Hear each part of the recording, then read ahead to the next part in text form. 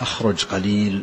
قصة عجيبة سبحان الله تذكرتها لأحد المعاصرين، أظنه لا يزال حي يرزق، حدثت بها، أنه يخبر عن نفسه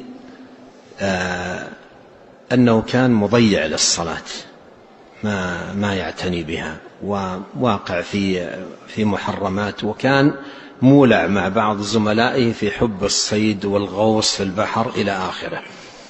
فمرة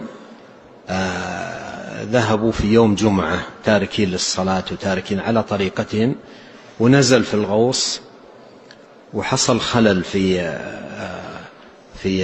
فيما ينبه به الزملاء، حتى لو أدركه شيء من الخطر يسحب أو كذا. فالمهم أنه رأى الموت تماما. حاول يقول، هو يحدث عن نفسه، إذا حاول أن ينطق بالشهادة ما استطاع، حاول أن يقول لا إله إلا الله ما استطاع أن يقول لا إله إلا الله.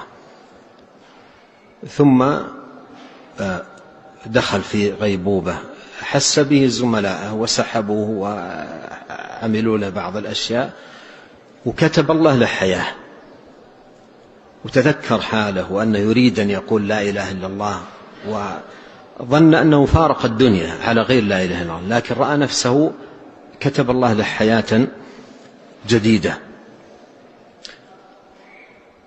فكانت توبته، كانت تلك توبته وإنابته وعوده إلى الصلاة. المهم خطر له مرة خاطرة وفعلها، ذهب إلى نفس المكان الذي حصل له فيه ما حصل، ونزل يغوص في ذلك المكان حتى وصل إلى الأرض، وسجد لله سبحانه وتعالى سجدة شكر هناك في المكان الذي أنجاه الله سبحانه وتعالى من مفارقة الدنيا على غير لا إله إلا الله. ويقال أنه كان يقول في سجوده هذا المكان ما سجد لك فيه أحد وأنجيتني، يعني يخاطب الله ويناجيه ويذكر نعمة الله سبحانه وتعالى عليه في النجاة.